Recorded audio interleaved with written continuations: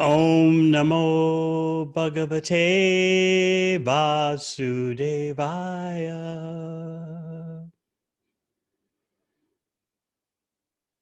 Om Namo Bhagavate Vasudevaya.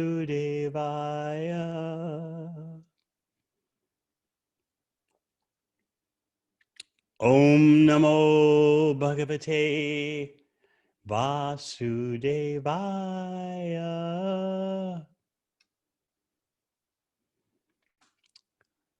We are continuing the Bikshu Gita, 11th canto, chapter 23. Yesterday, we spoke about the Avanti Brahmana, the Bikshu, the renunciant, formerly an extraordinarily miserly, decrepit personality who alienated his whole family and then lost everything, all his wealth. And you may recall, those of you who heard yesterday, the miserly Brahmana's family were repulsed by him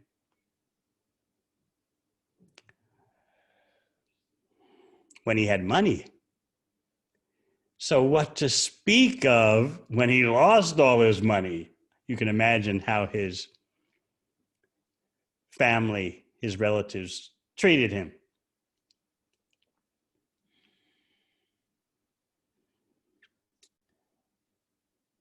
In this extraordinarily crushing situation, the miser came to his senses. Somehow or other, devotional credits that he had accumulated in the past, which had been so covered, like the clouds covering the sun. Somehow there was a break in those clouds, and he began to see his devastated situation as the mercy of the Supreme Personality of Godhead for causing his detachment. Furthermore, we spoke yesterday about all the harassment and mistreatment this wandering mendicant experienced. Incredible. When we read off the list, the verses of how he was abused, hearing so will make you shudder. Oh my goodness. Is this what happens to someone who takes up the path of bhakti? So yes, we should soberly appreciate all the intense harassment and abuse that this wandering mendicant went through. At the same time, let's not overlook his spiritual assets, which allowed him to remain spiritually fixed in all those situations.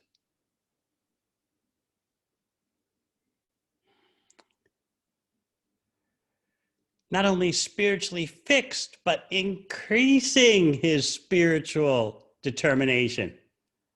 This is real crisis management. He used the extreme abuse he went through to take his spiritual development to an even higher level. He was not shaken, and in fact, he was increasing in his bhakti. This shows you the triumph of bhakti over material circumstances. Now, we'll say that we hope such abuse, such harassment never happens to us. But let's not overlook the assets the Avanti Brahmana had and how he increased those assets.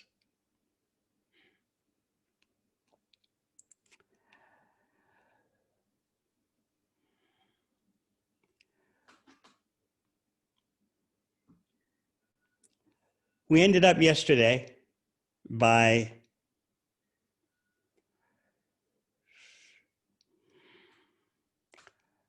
pointing out text 41.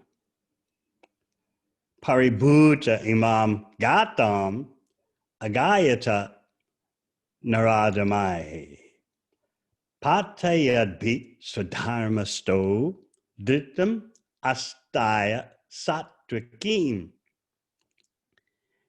Even while being insulted by these low-class men who were trying to effect his downfall, he remained steady in his spiritual duties.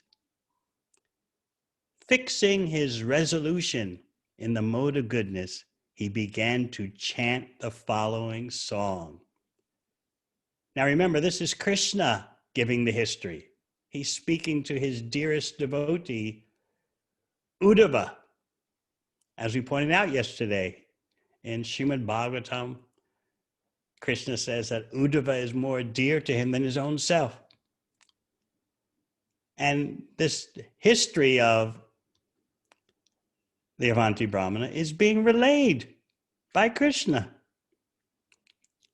Everything in Srimad Bhagavatam is significant. We should keep in mind, especially the lessons of this history, because Krishna wants us to see something in it.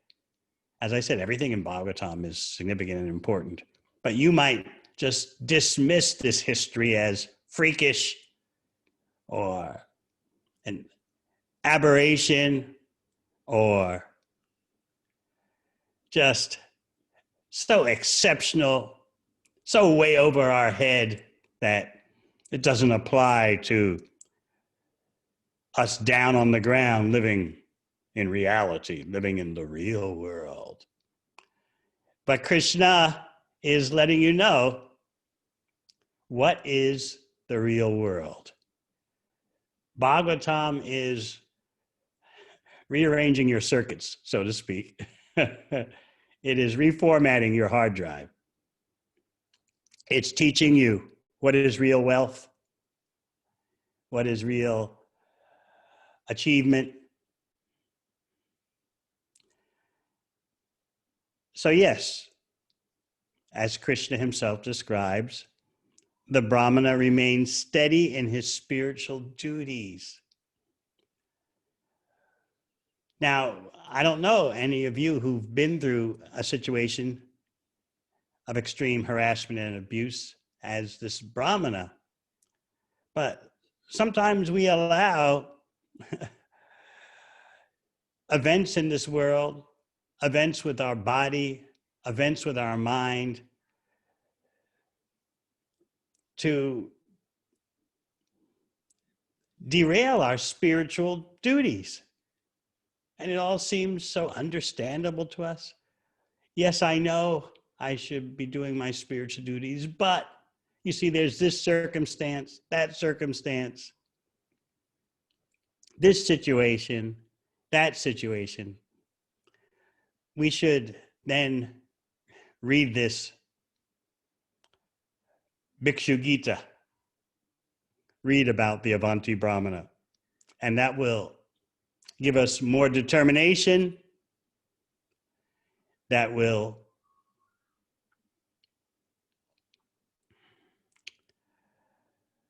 help us to be steadfast.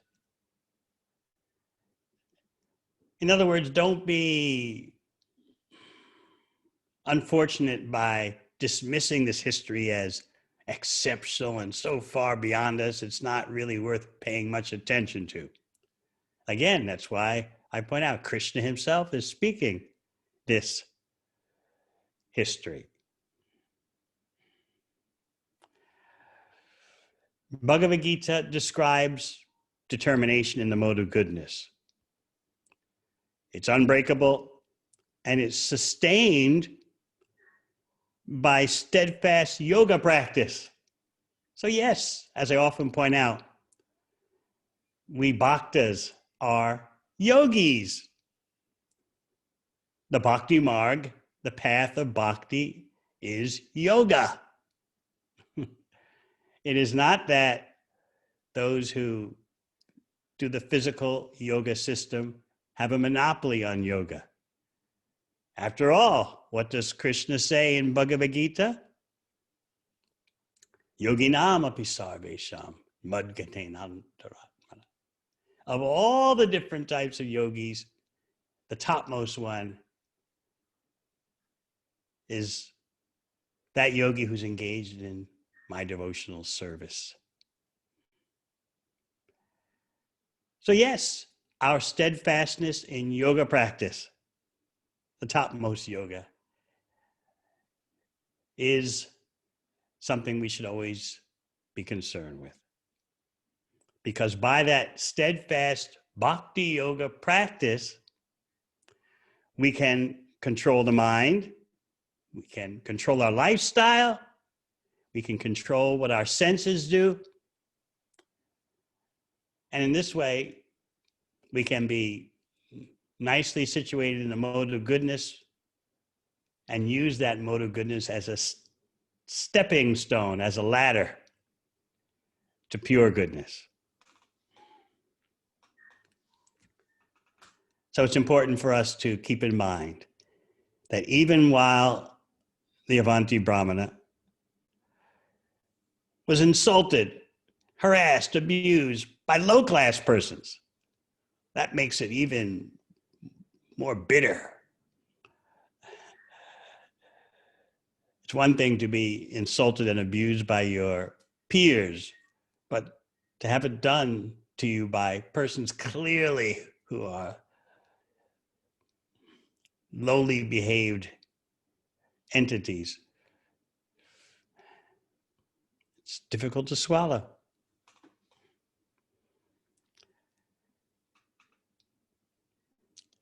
Determination is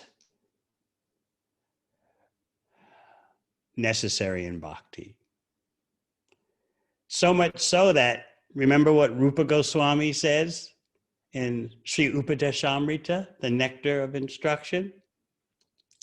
Vacho vegam manasa krodha vegam, jiva vegam udaropashta vegam, etan veganyo vishaheta dhira, sarvam apimam pritivim sasishyat. A sober person who can tolerate the urge to speak, the mind's demands, the actions of anger, and the urges of the tongue, belly, and genitals, is qualified to make disciples all over the world.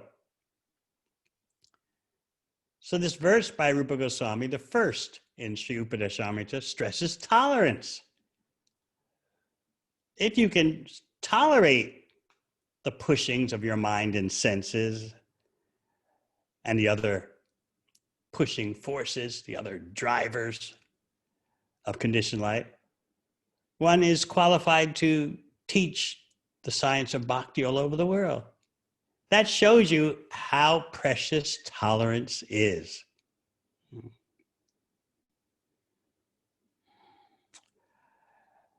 I heard Srila Prabhupada explain once that to be agitated, to feel agitation, is nothing unusual.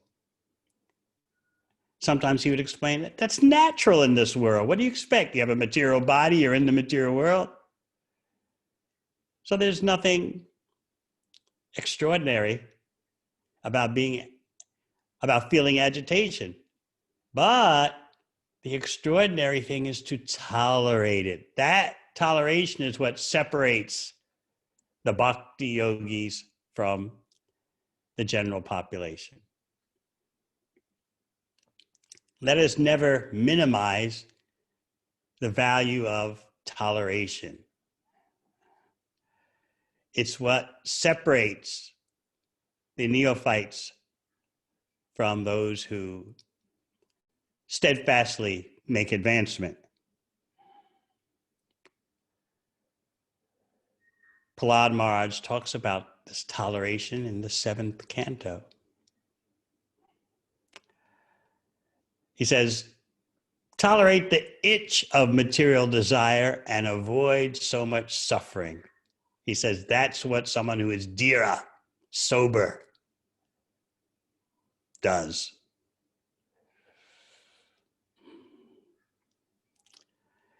I often tell the story of how I had a summer job as a teenager working at a camp, summer camp, where kids would go for a couple of weeks. And the camp had a nature instructor.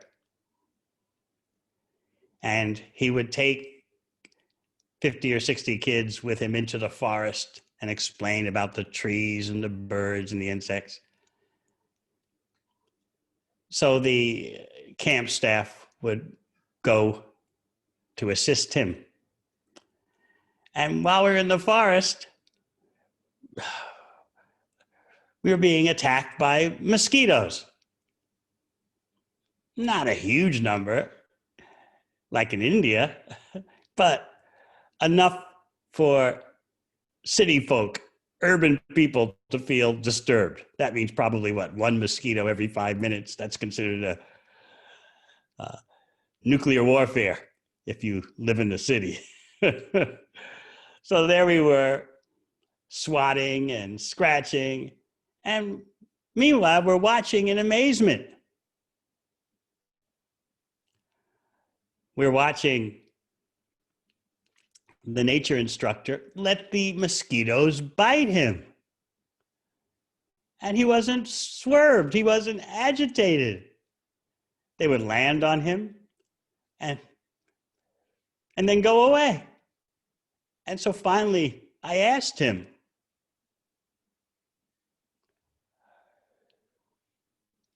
how can you tolerate this? These mosquitoes, they're biting you, they're sucking your blood. You're not swatting madly right and left and scratching.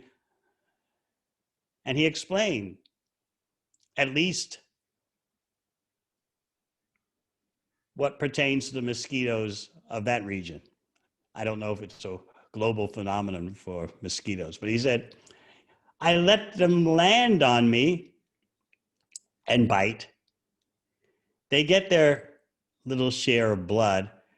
If I don't swat them, the substance that causes the itch, they'll withdraw from my skin when they fly away. So they bite, they inject a substance that causes itching while they're taking the blood, and then before they fly away, they withdraw that stuff that causes the itch. So therefore, I'm fine.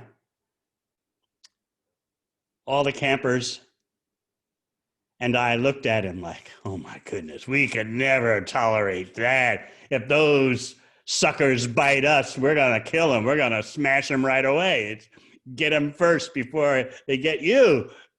We just couldn't conceive of such toleration. You're going to let mosquitoes land on you and bite and take a little blood, and you're not going to be disturbed. You're not going to freak out. We can't do that. I always remembered he's showing an example of tolerance based on knowledge. Now, maybe that biological behavior for mosquitoes was just for the insects of that area. But still, it teaches a lesson. As Prahlad Maharaj says, tolerate the itch, avoid so much suffering. He gives the example of rubbing two hands together to relieve an itch. If you ever had a mosquito bite on your hand, like right here or there, it's particularly itchy because that skin perhaps is more sensitive and you're not used to having irritants there. So you've got a mosquito bite there and you try scratching it this way, you try scratching it that way, So Prahlad Maharaj says this is what we do when we try to relieve the itching sensation in our polluted consciousness. We take shelter of trying to scratch the itch. And of course, the more we scratch the itch, the worse the itch gets. So the nature teacher knew that. He was telling the campers, all 60 of them, and I was also there, of course. He said, look, you scratch, you just make it worse. You just gotta keep your hands to yourself and just, if you can't let the mosquitoes bite you and withdraw the itching stuff and fly away, then at least after they bite you and you've disturbed them, so they left the itchy stuff in your skin, at least don't scratch it. So both ways require knowledge, right? Knowledge to let the mosquito bite and withdraw its itchy stuff, or if the itchy stuff is still in your skin, don't scratch it.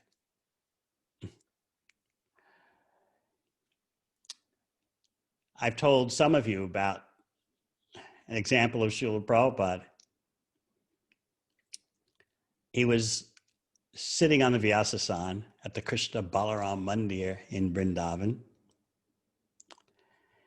during his Guru Puja. And while the Guru Puja was going on, and devotees were singing, Shri Guru Charana Padma, there was a devotee on each side of him fanning him. You know, Vrindavan gets quite hot. So while the devotees were doing the kirtan in front of him, Srila Prabhupada kept looking at this devotee on one side of him who was fanning him with a chamara. He just kept looking at him. So the devotee was thinking, am I doing something wrong? Why is he looking at me?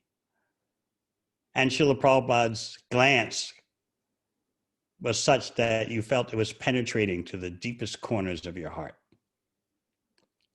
So this went on for the whole kirtan, Guru Puja. And then Srila Prabhupada did the Prema Dhwani, Jayam Vishnupad. And before he started speaking his lecture, he turned to the devotee at his side who was still fanning him. And Prabhupada held out his arm, his own arm, and pulled up the kurta arm and said, you have an itch. You scratch one time. You scratch 2 times. You scratch 3 times. Why do you stop? The devotee was stunned. He didn't know what to say. Why do you stop? And then Prabhupada gave the answer. You stop because there's blood. In other words, your scratching has produced distress. And until you see the distress, you won't stop. But when you do see the distress, you momentarily stop until forgetfulness sets in and you go through the same process again. So the devotee was astonished. Oh, Prabhupada knows where I'm at. Oh. So let us not minimize the value of toleration.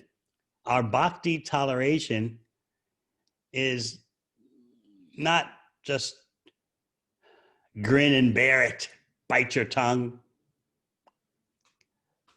clench your fist. Our program is engaging in Krishna's service. And we'll hear more about that as the actual solution to the madness of the mind.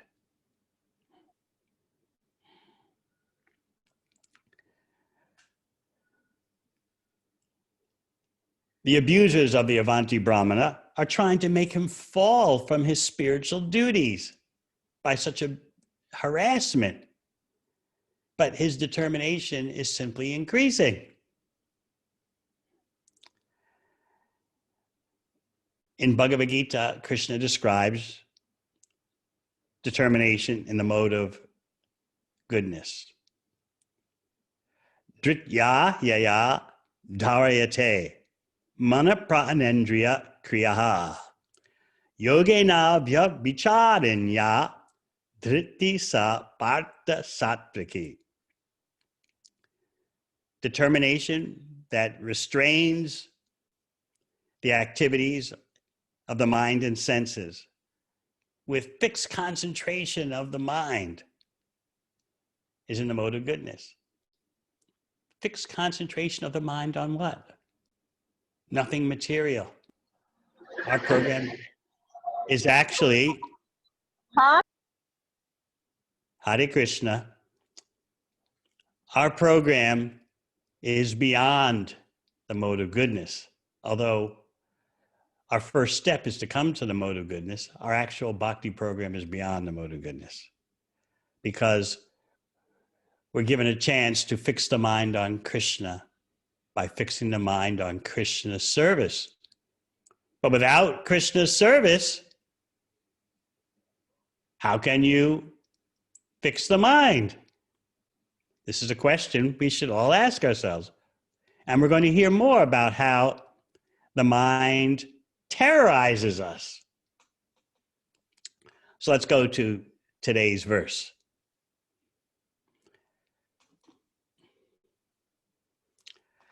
Dvija uvacha nayam jano me sukha dukkha hetu nadevatatma graha karma kala manapadam karanam amananti samsara chakram parivartayed yat. Translation. The Brahmana said,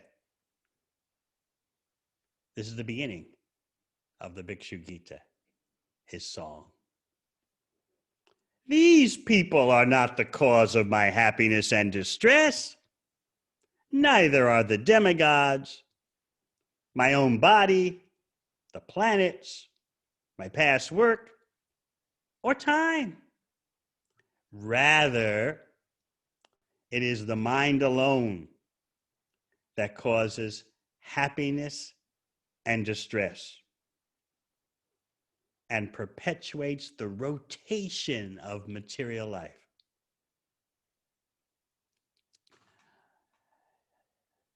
You can take the verse off the screen, please. We spoke in preceding classes about those 6 factors that the Avanti Brahmana is honing in on. He's focusing in on it. And he's telling you it's not them. He's presented to us all the usual suspects for playing the blame game. And he's saying beyond those 6 is, or besides those 6, is the real culprit, our mind. So people might say, and Vishwanath Chakravarti Thakur points this out, people might say, why are you denying the visible cause? Be in the real world. Come on, Prabhu. Why are you denying what's so obvious right in front of your eyes? All right, you say it's not the people right in front of you. Maybe it's persons who have inspired these persons to act in an evil way. But no, the Avanti Brahmana, with his list of 6, says they are not to be blamed. The only cause is the mind.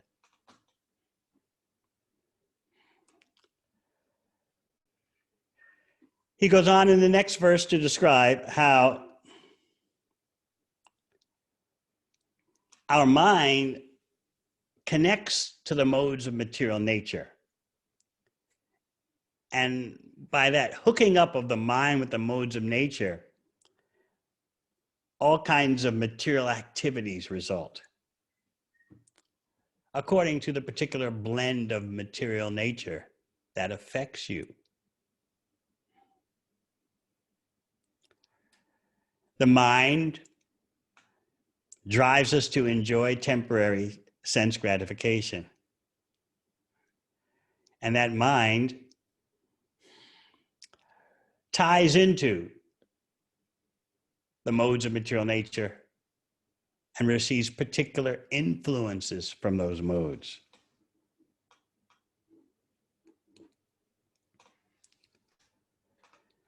This is why Krishna explains in Bhagavad Gita that material existence in its happiness and distress is a mental concoction. And when we're free from that mental concoction, only then can we have peace. But we're so foolish, we think by tying into material nature, we'll find fulfillment, satisfaction, and peace. But the bhakti process is about letting go of that mental concoction by controlling the mind in Krishna's service. Again, the question, how are we going to control the mind without Krishna's service? Impossible, even for the greatest ordinary yogis, greatest gyanis, greatest impersonalists. It's not possible to have full peace.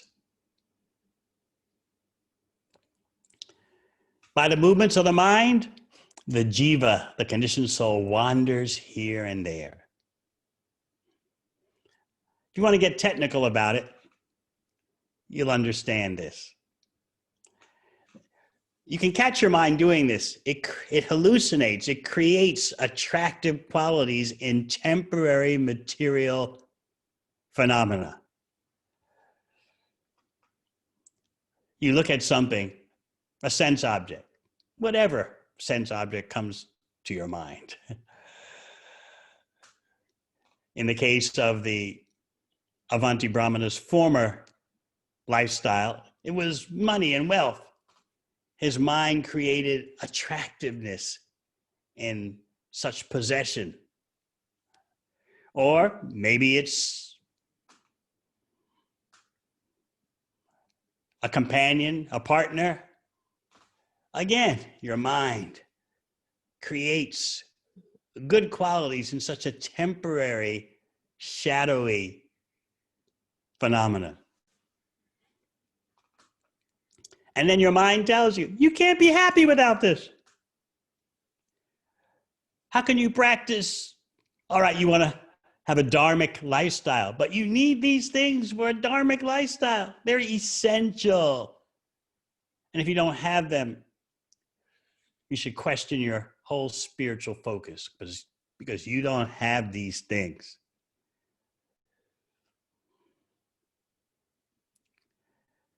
So remember the two-step process. First, the mind invests in these external objects. It invests good qualities. It starts hallucinating. I see, yes. And then the mind tells you, you can't live without this. You must have it. It's not simply that you want these things. No, you need these things.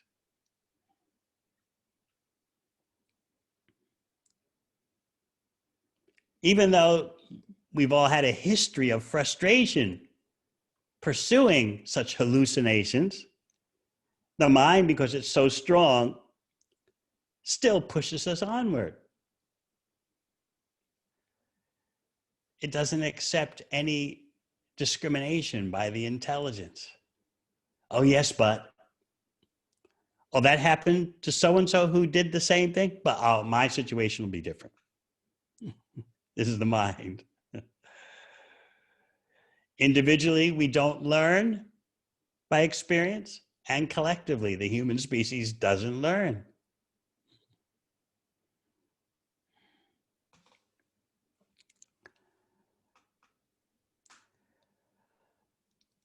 Alongside the jiva who's struggling with the mind, struggling with the body, as you know, there is Paramatma, the supersoul. So that's described in the next verse. Although present along with the struggling mind within the material body. So I think you will all agree the mind struggles and causes struggles. But along with that struggling mind is the supersoul, Paramatma, who is not endeavoring for anything material.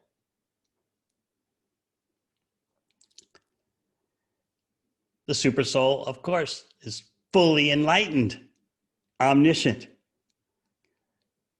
The expansion of Krishna, the supersoul never makes the mistake of thinking to enjoy the material energy. Krishna is the supreme enjoyer.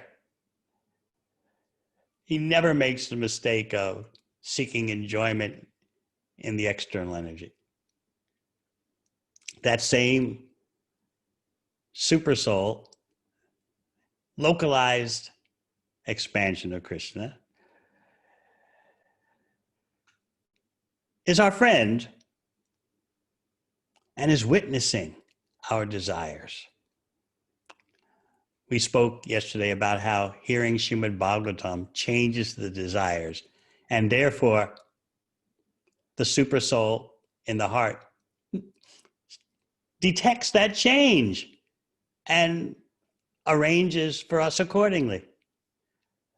Just like you can smell a flower and detect a change in the fragrance of the flower.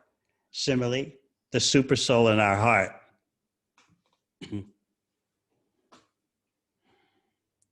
detects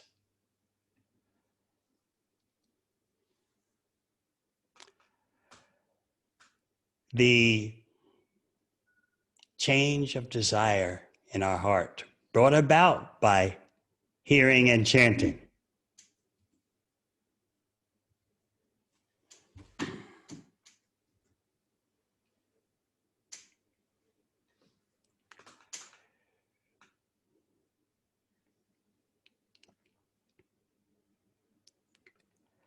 But what about us when we don't take the advice, the counsel of the supersoul? What happens? We embrace the mind. And this verse describes that.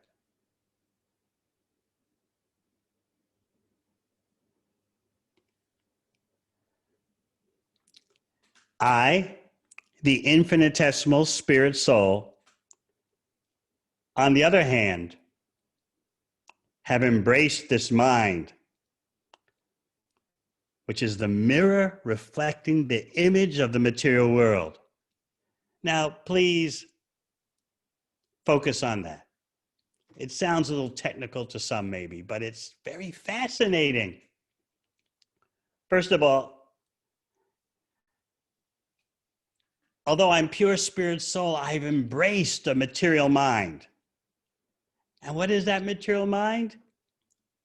It's a mirror reflecting what? A mirror reflecting the image of the material world. Oh, if you can catch this, you can save yourself a lot of trouble. What's going on in my mind? It's a mirror reflecting material existence.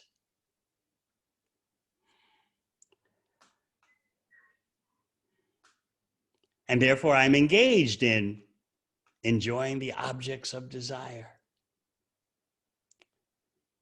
And in the process of doing that, I'm entangled.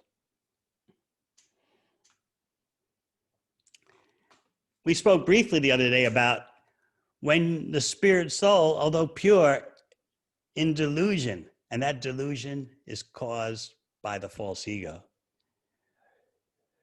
When the spirit soul embraces the material mind, that means you're also embracing all the debris in the mind, all the thoughts that have been generated by material nature, customized according to your karma. So you got the process now? You, the spirit soul, embrace the mind. It's me. But by doing so, you're also embracing the contents of the mind. All that debris, thoughts, desires, etc., which are generated by your karma. The modes of nature are giving you a particular blend according to your karma. So it's bad enough to embrace the material mind, but then you have to embrace the contents of the mind. You can see now how we're in trouble.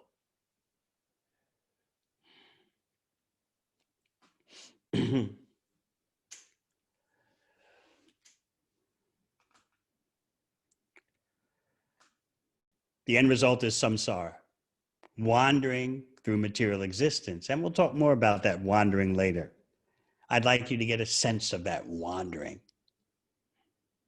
We're constantly traveling, although we think we're fixed, but there's no fixity in material existence. One point that may seem technical, yet again, but it's very fascinating to think about. In of itself, the mind is lifeless. It can't experience happiness and suffering on its own. The mind is matter. Sometimes people say mind over matter. Forget it. The mind is matter. It's unconscious. But when the mind is artificially hooked up with the spirit soul, the mind seems to come to life and puts us through hell. Or sometimes we think it puts us through heaven.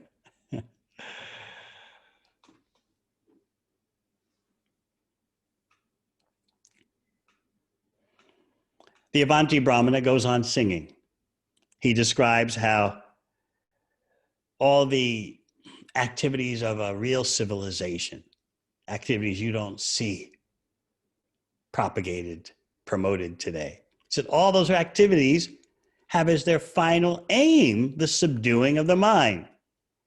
Charity, prescribed Vedic duties for your ashram or occupation, observance of major and minor regulative principles, hearing from Shastra, doing good karma, taking vows that purify one's life. The whole point of all that Vedic stuff is to subdue the mind. Because concentrating the mind on the Supreme Personality of Godhead is the highest yoga. And of course, Krishna himself is known as Yogeshwara, the master of all yoga power. And the topmost yoga power is bhakti. Once you realize the mind is creating all obstacles, then you'll be able to see all the elements of a real human civilization as having the purpose of controlling the mind. So the Avanti Brahmana sings that if your mind is perfectly fixed and pacified, what do you have? You have no need for all the supplementary principles and practices of a real human civilization. You have no need for rituals and charity and good karma if your mind is perfectly fixed. And the converse is also true. If your mind remains uncontrolled, drowning in ignorance, then no pious activities, no rituals have actual benefit for you. In other words, you have to judge a thing by the results. The real purpose of Vedic rituals and lifestyles is to bring about mind control. So if that result is not there, then what's the use of all those engagements? Of course, you can add that those engagements do have a gradual result in controlling the mind. But the Brahman is just pointing out that if that result doesn't happen, then you're wasting your time. Just like Bhagavatam describes that you can do all your ashrama and occupational duties, all your varna and ashrama duties perfectly, but if you have not gained attraction for hearing about Krishna, then shrama eva hi kevalam, it's all a waste of time. So in other words, the goal is being emphasized. The more that we have a chance to engage in Krishna's service, the more we have an opportunity to subdue the mind.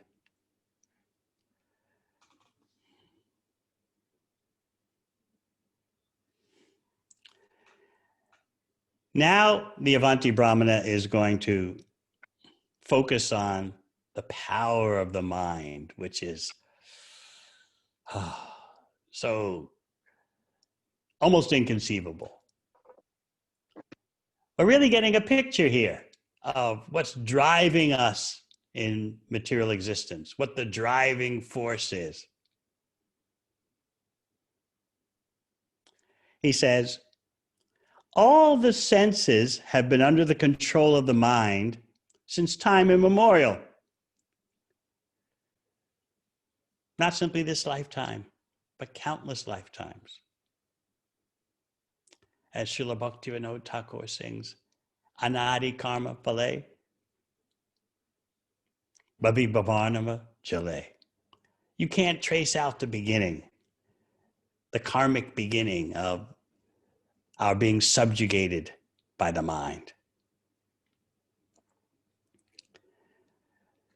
All the senses have been under the control of the mind since time immemorial, and the mind himself never comes under the sway of any other. It feels like that, doesn't it? The mind just does its thing. It seems to resist all our endeavors to control it. He goes on.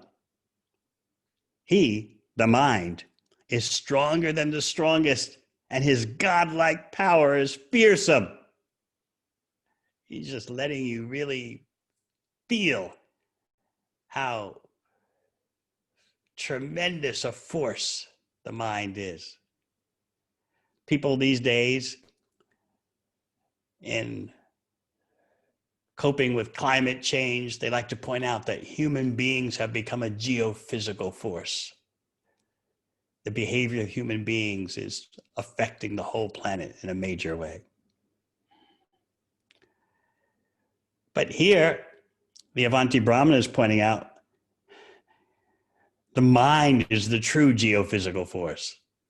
It's enslaving human beings, driving human beings.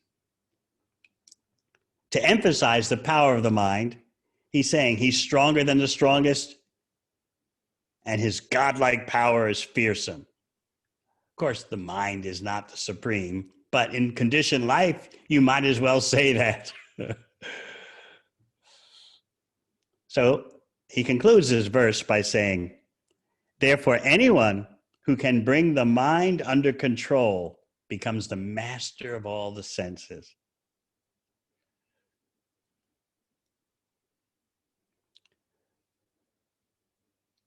So how do we do that in bhakti? That's our whole program. Sometimes you may wonder if you're a younger devotee, or if you're an older devotee who's gotten a little rusty, you may wonder, what's the point of all the bhakti activities?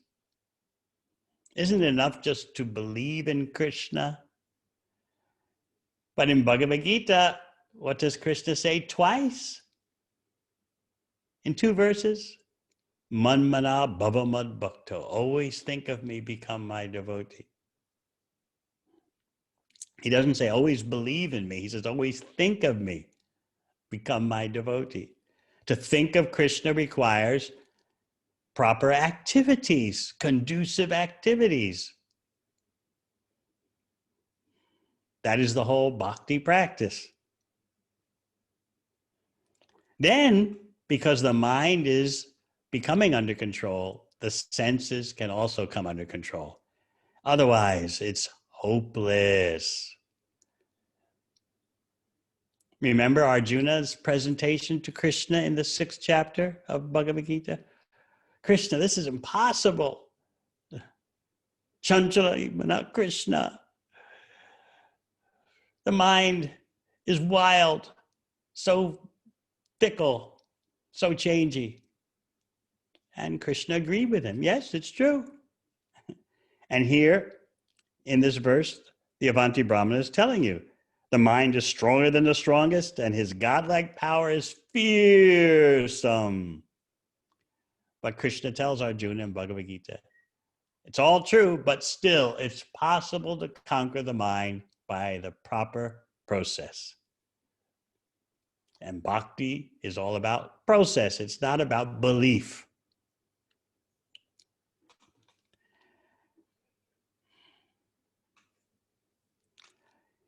In the next verse, the Brahmana gives the result of failing to defeat the enemy, failing to defeat the mind. We might say, oh, all right, so the mind is the source of all hallucinations and problems. Okay, we've heard this so many times. But if it doesn't happen, it doesn't happen. If the victory doesn't happen, it doesn't happen. And it's difficult. Why should I endeavor year after year? But you notice how people go through such difficulties for achieving their material goals. Difficulties at the workplace, difficulties at home, difficulties in their relationship, year after year. But when it comes to bhakti, I don't know if I can persist in this. This is how the material nature makes fools of us. We do have determination, but it's misplaced, misguided. So he says, failing to conquer this irrepressible enemy, the mind, whose urges are intolerable and who torments the heart. Can you feel it? Oh, intolerable urges, a tormented heart. Oh. Many people are completely bewildered. And what do they do then? They create useless quarrel with others. And indeed, this is the age of quarrel, and you are seeing it playing out big time on the world stage today. Oh, there's this conspiracy, there's that conspiracy, this one's doing this, that one's doing that. There are conspiracies, counter conspiracies, counter conspiracies. Sometimes devotees ask me, Maharaj, what do you think about such and such conspiracy? Sometimes you'd be surprised. In one day, I get messages from devotees promoting opposite conspiracies from opposite conspiracy camps. Maharaj, read this. This is this is what's happening. Same day, I'll get another message. Gurudev, read this. This is the conspiracy. And each side is so attached to their viewpoint and convinced. So you might wonder, what's my reaction? What do I have to say about all the conspiracy kata? First of all, we're meant for Krishna kata. Secondly, I quote Srila Prabhupada's quoting of Srila Bhakti Siddhanta Saraswati Thakur, who gave the most brilliant sociological analysis, the most brilliant conspiracy presentation. He said, there are only two classes of people in this world, the cheaters and the cheated. At one moment, you're cheating me. The next moment, I'm cheating you. And sometimes it's going on simultaneously. So there is the conspiracy. In other words, if you want to invest time and energy in understanding the conspiracy, then realize all of material existence is a conspiracy. So here we are. Some persons want to protest this conspiracy. Let's march. Others want to protest that conspiracy. Let's march. I say that if you want to focus on the conspiracies of material existence, you'll never get to the end. You'll be marching 24/7. There's this over here, there's that over there, another one up there, another one down there. Why pick one and make that into such a big all in all? How are you going to take on the whole package? The bhakti yogi is dealing with the complete conspiracy, not a little minor one here, or a little conspiracy grandchild there. The whole existence in the material world is a collusion between the mind and the false ego. And the spirit soul has embraced that imaginary collusion, that imaginary conspiracy. The mind and the false ego have gotten together and said, we're going to drive you crazy because you wanted to rebel against Krishna. I remember an example of Srila Bhakti Siddhanta Saraswati Thakur during the early 20th century, when the movement for India's independence was burgeoning. So some political leaders came to see him, like, why aren't you participating in our political demonstrations? You've got some good young men here. They should be involved with the struggle. And especially, there was a time when a massive flood happened in Calcutta. And so the political leaders went to Srila Bhakti Siddhanta Saraswati Thakur and said, you should be focused on flood relief. You should be joining with us. In other words, you should make this flood relief your number one concern. I mean, as devotees, we certainly approve of distributing prasad in good times and bad times. And we view everyone as poor because they're lacking spiritual knowledge. But these political leaders wanted Srila Bhakti Siddhanta Saraswati Thakur, whose temple in Calcutta distributed huge amounts of prasad. They wanted him to really focus on flood relief as the number one issue. And of course, for Srila Bhaktisiddhanta Saraswati Thakur, bhakti is always the number one issue. So he gave them a very interesting reply. He said, here you are, focused on one little tiny flood. And I am focused on stopping the whole flood of material existence. So whose flood relief is superior? You're focusing on a little puddle, and I'm dealing with the unlimited ocean of material existence, trying to stop that flood. Join me, work with me.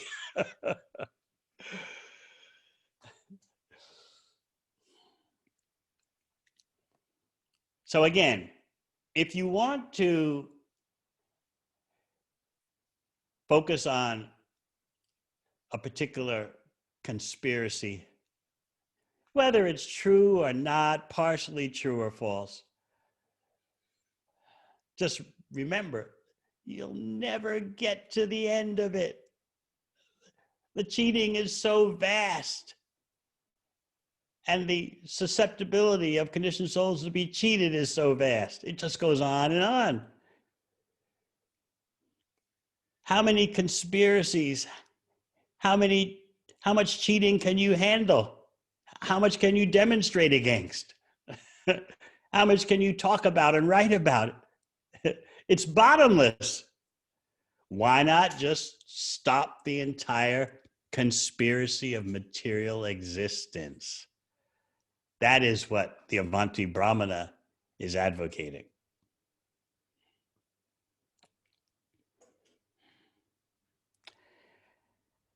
So he talks about the result of not conquering the mind. The result is you become completely bewildered and create useless quarrels with others. And again, you see that happening more than ever in the world today. The age of Kali is intensifying. Sometimes our devotees are affected by it, quarreling over this and that. He continues, thus they conclude that other people are either their friends, their enemies, or parties indifferent to them. We don't want these quarrels to consume our bhakti yogis. Next week, if we don't have time today, we'll talk about Prahlad Maharaj's characterization of the whole friends and enemies phenomenon.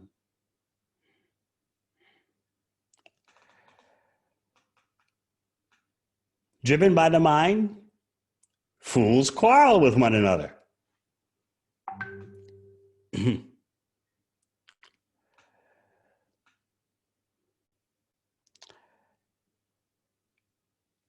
The Avanti Brahmana continues. Persons who identify with this body, which is simply the product of the material mind. Remember, the mind is the template upon which your physical body is based. So persons who identify with this body, which is simply the product of the material mind, are blinded in their intelligence, thinking in terms of I and mine.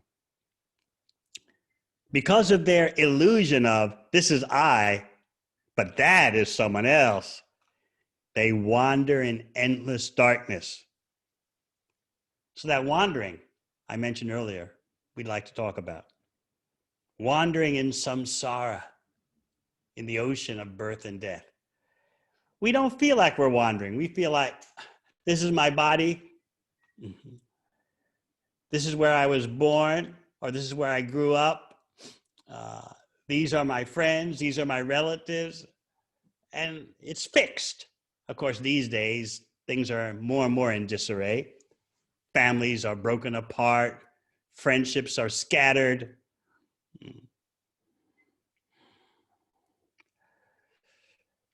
This is another reason why in society today, individuals are under so much stress. There's not even relative stability. You can't have absolute stability in material existence, but there's not even temporary stability. Everything is, all the cards are thrown up in the air.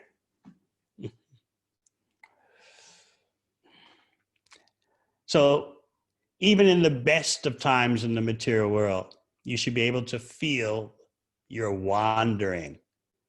Where did I come from? Where am I going? What am I looking for? The wandering means I'm looking for fulfillment, happiness, satisfaction, freedom from distress. I'm looking for love. So I wander throughout this lifetime, in countless lifetimes, in different bodies, on different planets. I'm wandering, driven by the hope for material fulfillment.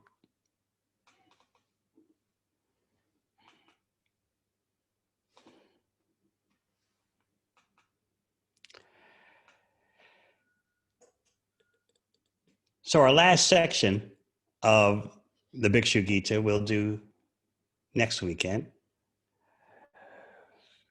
In that last section, the Avanti Brahmana is going to go into the 6 false targets of blame. He's going to go into them a bit more deeply.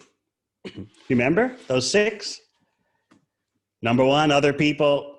Number 2, higher cosmic powers, the devas. Number 3, our own body. Number 4, planetary influences. Number 5, karma. And number 6, time. He's going to say, as he already pointed out 10 verses ago, no, it's the mind that's the real culprit. So remember, the mind is filled with thoughts and desires generated by our karma under the influence of the modes of material nature. And then the jiva, the conditioned soul, embraces the mind. And by embracing the mind, you're embracing the contents of the mind. So I hope in this way you see the process of problems.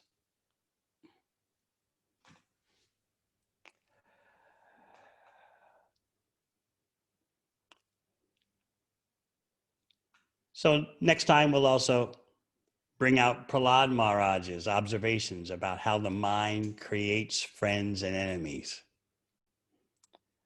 Very important lesson at all times in human history, but especially these days when arguments, dissension, disagreements are spread everywhere by the media. Everyone knows everyone else's arguments. And you, by social media, get a chance to lock into your own arguments and those who share your own arguments and become enthusiastic. The social media has done wonders in terms of madness. You can have a crazy view and find someone on the other side of the world who shares the crazy view, and then you feel, wow, I'm not alone. Yes, we're together. Tragedy often results, like in the Christchurch shootings. One lonely individual tapped into a small vein of crackpots scattered in various parts of the world and thought, I found my group. I'm acting in connection with the group. Others think like me. And then went on to massacre 59 or so persons. Now, anything can be used for evil or for good. So devotees often use the social media, just as we're using it right now, for connecting for Krishna's purposes.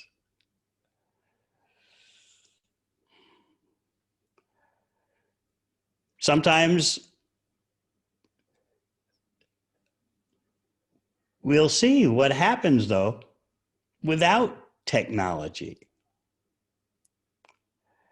How will our spiritual life go on? If it's here, we use it. if it's favorable for Krishna service. But if it's not here, we don't lament.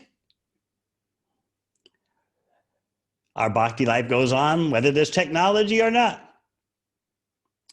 I often tell devotees how during my Iron Curtain days, dealing with the Soviet bloc, I personally experienced that when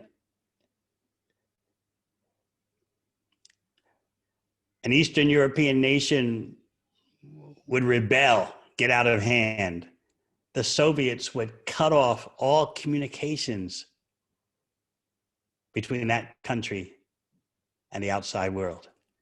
Suddenly, it happened overnight without warning. You couldn't call in, you couldn't call out. There was no internet back then, there were just telephones.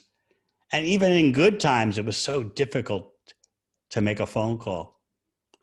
I remember having to, based in Scandinavia, in Denmark or Sweden, I'd have to get up at 6 a.m. to do my calls for underground organization in the Soviet bloc, because after 7 a.m., the phone lines were just impossible. But if I called at 6 a.m., I could get through. That was in good times. Otherwise, forget the rest of the day and night.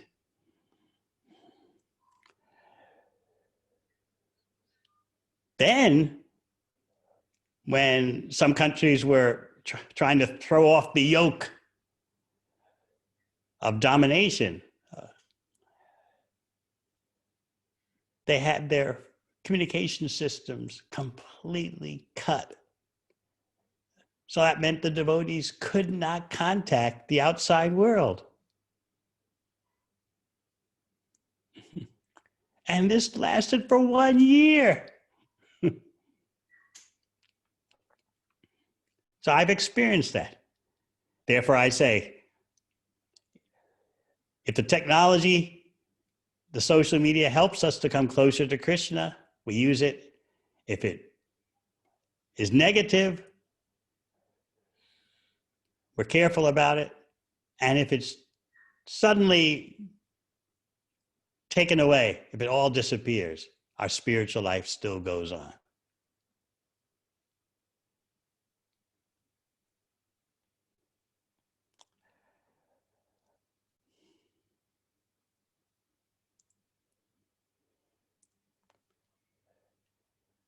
All right. Any questions?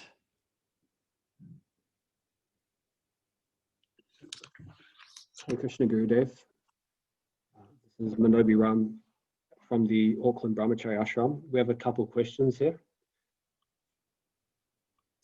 The first question is, assuming that a person is chanting and hearing us sufficiently and performing their prescribed services, is it then necessary to have to voluntarily or involuntarily go through intense suffering, hardships, and setbacks in order to make significant spiritual advancement? And is it also necessary to have to perform high-risk service in order to become an empowered preacher? Examples that come to mind are Srila Prabhupada in trying to carry out the orders of a spiritual master, and you who risked your life to preach in Soviet Russia. First of all, a devotee is not focused on enjoying or suffering. A real devotee, which we're all trying to be, is focused on giving Krishna pleasure however Krishna wants it. So keep that point in mind. We're not adventure addicts. I've got to find a celebrated adventure, high-risk activity, and then I'll be sure to capture Krishna's attention. We look for how to please Krishna. We look to the guidance of the parampara. We don't look to suffering. just having a material body is suffering. You don't have to look for any more. Just having a material mind is suffering. You don't need to look for any more. And whatever suffering comes our way through our karma, through Krishna's arrangement for minimizing our karma, we tolerate. But bhakti is not about hankering for suffering, and it's not about hankering for happiness. It's about how can I please Krishna?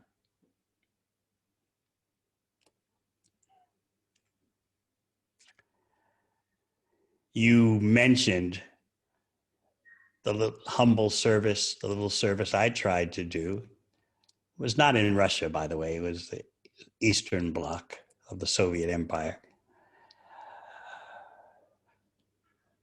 Why did I do it? Because I wanted to please my spiritual master, who said that if his books are distributed in that oppressed part of the world, that would be the end of the empire. So I took that seriously.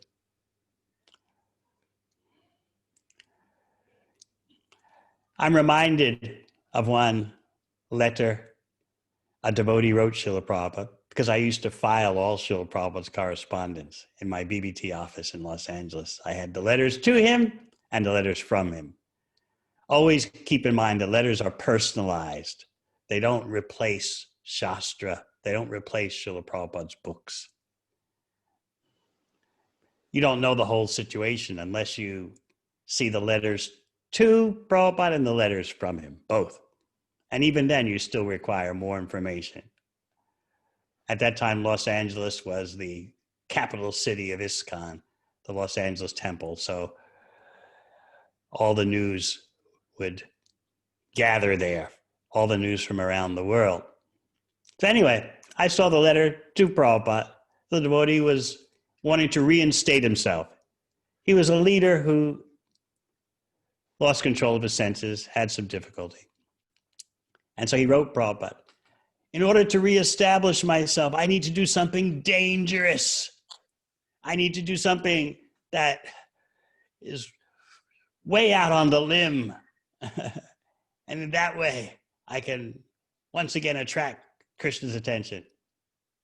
So Srila Prabhupada wrote back that, oh, you want to do something very noteworthy and dangerous enough to attract Krishna's attention? You want to do some special activity? Here's what you should do. Please attend the morning and evening program and chant Hare Krishna.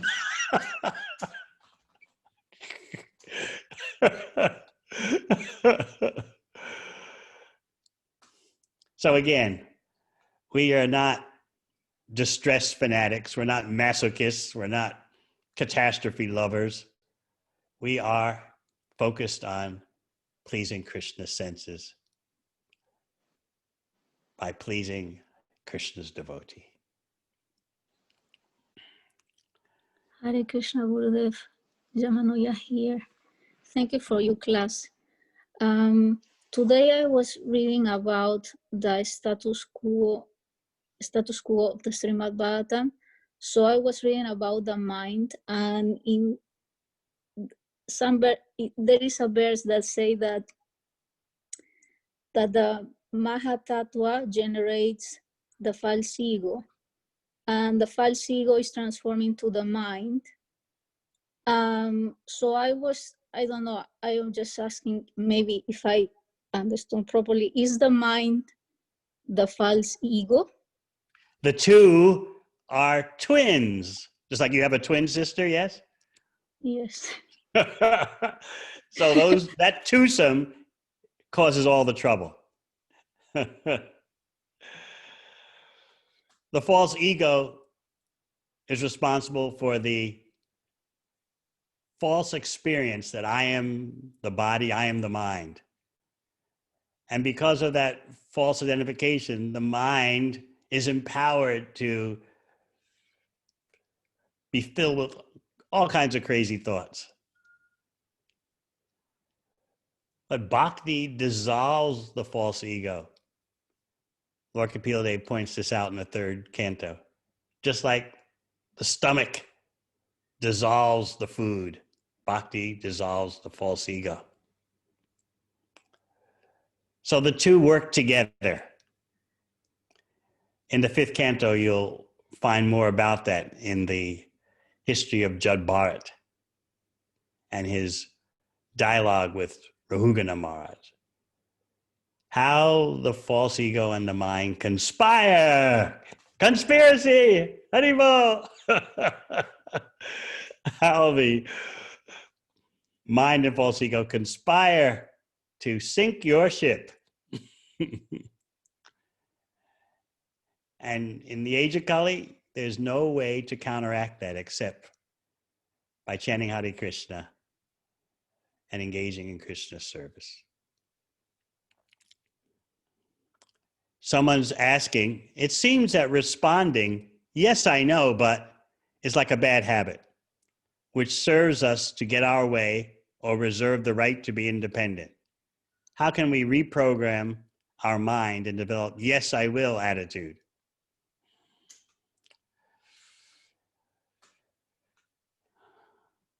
Bhakti is a gradual process. And by sincere dedication to hearing and chanting and engaging in Krishna's service over the years, that causeless unwillingness starts to weaken. So what if it takes a few decades? What else do we have to do with our life? I often point out, if you spent 30 years, 40 years in some material career before you reached the top, people would approve. Oh, very successful life. But if you tell someone, I've spent 30 or 40 years to reduce my material desires and control the mind, oh, such a long time. You missed out on a lot of fun.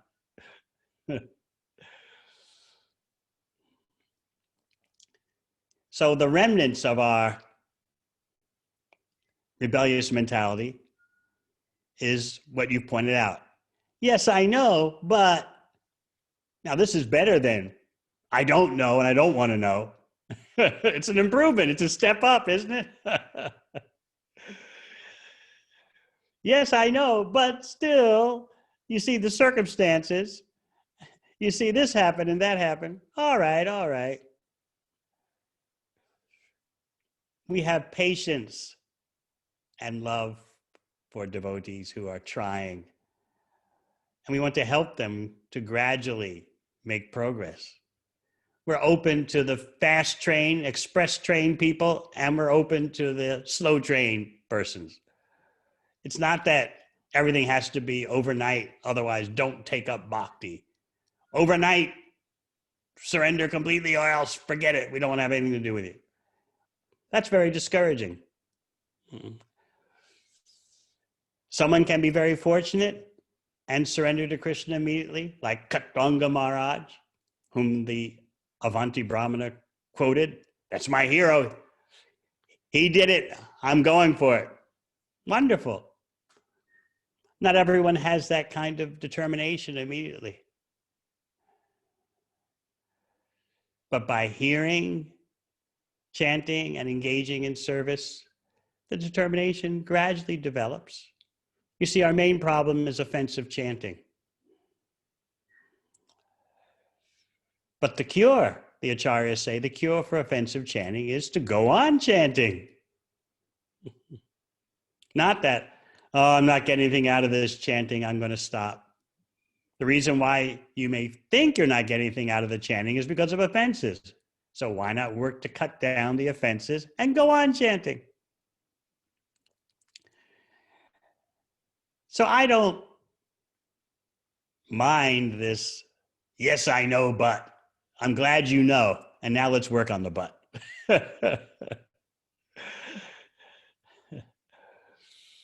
We're hearing such divine knowledge from the Avanti Brahmana. There is a way to gradually assimilate and apply that knowledge. Therefore, so much of bhakti involves lifestyle guidance.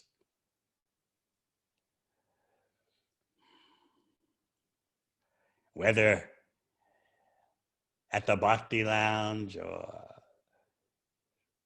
the loft or Bhakti Bhavan or it's all about lifestyle guidance. Those who want to make some advancement, they look for guidance. I've explained so many times how bhakti is a guidance culture. It's all right, you say, yes, I know, but I'm glad you know. And now let's work on the buts. Have good guidance that can help you to whittle away at the buts.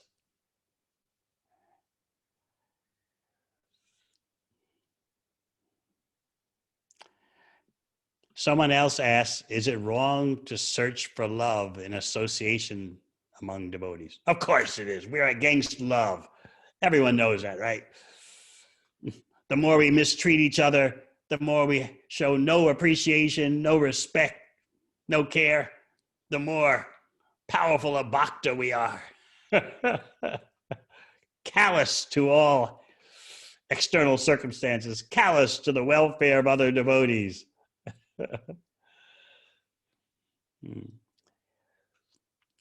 According to our spiritual status, we'll look for different levels of love.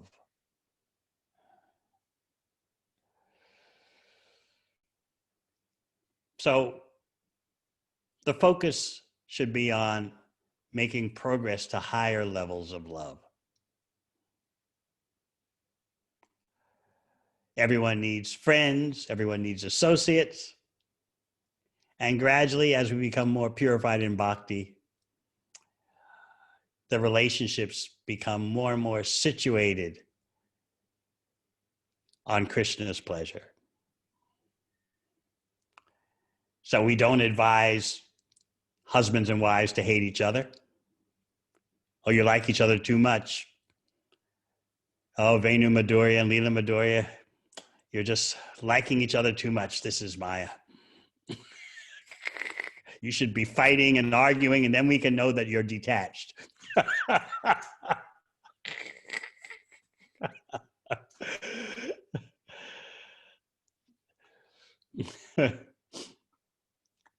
We don't say like that.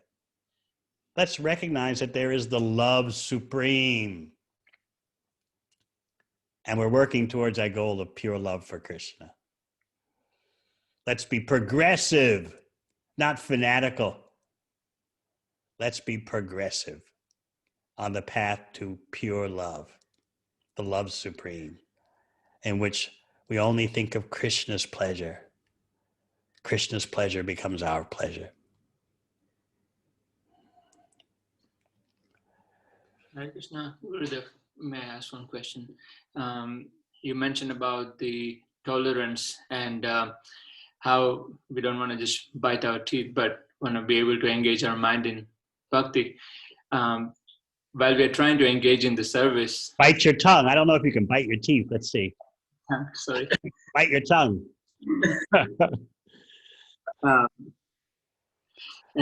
So when we're trying to engage in devotional services, when our mind is attracted to some of the sense gratificatory activities, the mind naturally proposes that if you just quickly finish it and come back to the devotional service, it'll be easier than just trying to do your service and your mind is engaged somewhere else. Say that again. What's the first thing? So when you're trying to engage in the devotional service, Yes. mind is drawn towards some sense gratification. Yes, I got that. But then what's the next step? So the mind proposes that maybe if you just quickly finish your enjoyment, your sense gratification, and then you come back. So it never finishes. That's the illusion. It never finishes. You put one drop of ghee on the fire. Does the fire say, oh, okay, satisfied, I won't burn anymore? No. Fire gets bigger. You put another drop, the fire gets bigger and bigger. There's no satiation. Even material psychologists know this these days. They admit there's no such thing as material satiation, satisfaction that endures. So therefore, you have to juggle many things, many temporary things.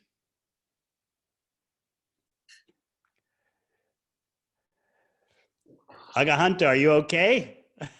You're giving us. Oh, is that our Jayshree in the background? Okay. You're giving us a view of your transcendental abode.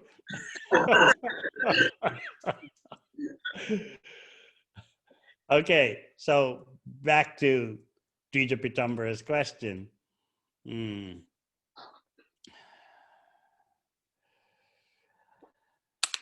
What is the anxiety that someone could be feeling?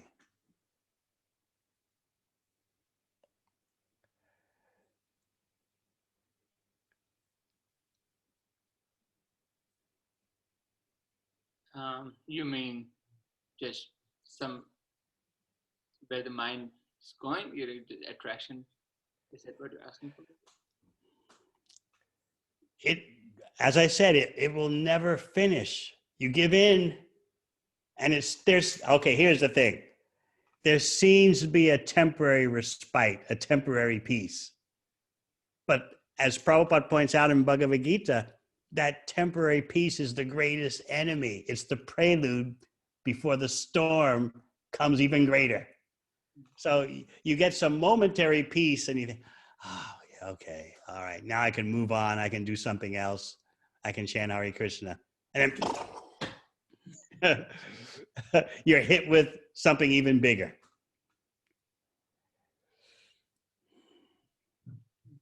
Sometimes, and the Shastra points this out, I believe the verse is in the 11th canto, just like someone who's driving a chariot with the reins to the horses, sometimes he lets the horses have their own way a little bit to gauge their strength before he tightens up on the grip. He wants to see what the power is of those horses. It's like doing research. How much horsepower is in that mind? How many gigabytes? What's the speed of my mental processor? You do that, and this is pointed out in the Shastra, you do that to gauge the strength. You let it apparently have its way to see where it's at, and then you clamp down. But to do that thinking you're going to satisfy yourself, that's an extraordinary mistake. So it's a subtle point, perhaps, the Shastra recommends.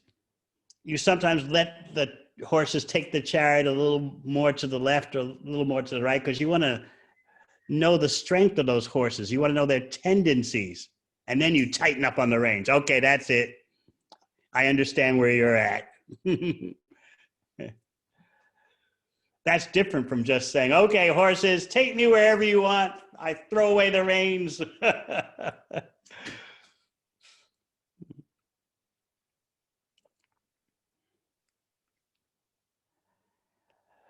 Thank you, Guru.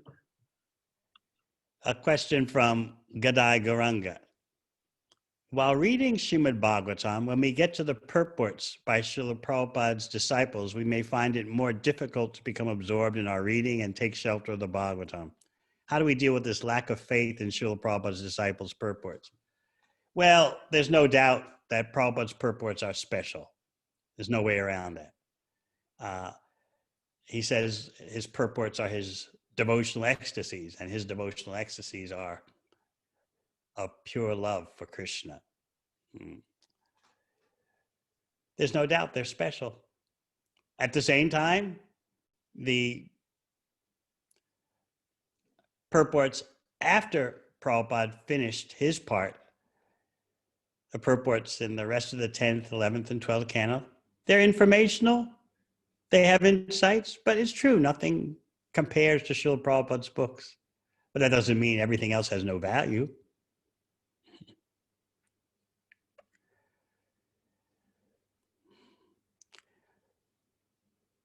There's a superlative, and then there's the nice.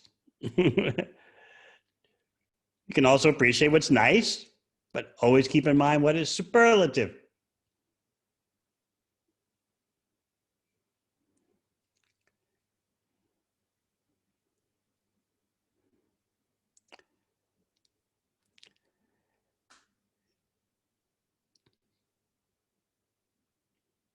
All right, we have a question from someone known as HUOI Nova 3I.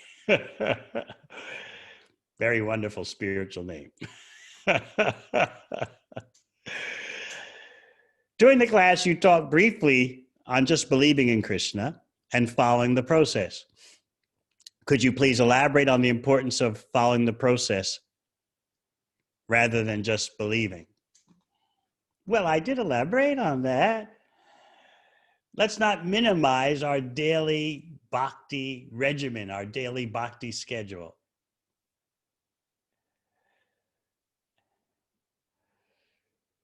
It's the lifestyle that's all important.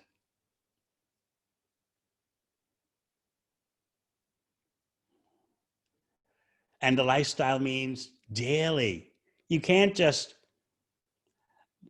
live an unstructured, chaotic life from the spiritual point of view. And then, let's say 1 day a week, you try to get things together spiritually. You'll be very frustrated doing that. And you'll blame the bhakti process. Our program is daily. Be Krishna-centered, be Krishna-focused. Every ashram, as I often say, presents challenges in doing that, whether you're a householder or not. During non-COVID times, sannyasis have to travel. They have to cope with the pressures of traveling. So many devotees have told me when they come back from a stint in traveling with me, "Oh, how do you do it? It took us 3 weeks to recover just from one trip with you, and you're going at it constantly." Every ashram has its austerities. Household life has its austerities. Often there's work involved. There's keeping the family life communication systems flowing. There's a lot of time invested in that. Their children, that takes quite some time and energy dealing with them. But amidst all that, we hold tight to the basic bhakti program. Otherwise, what value do we have and what hope do we have for ever controlling the mind? All right, believing in Krishna does have some value. Who knows, maybe in our previous life we were believers in Krishna. But now we understand the need for proper lifestyle. And proper lifestyle will bring about higher experience.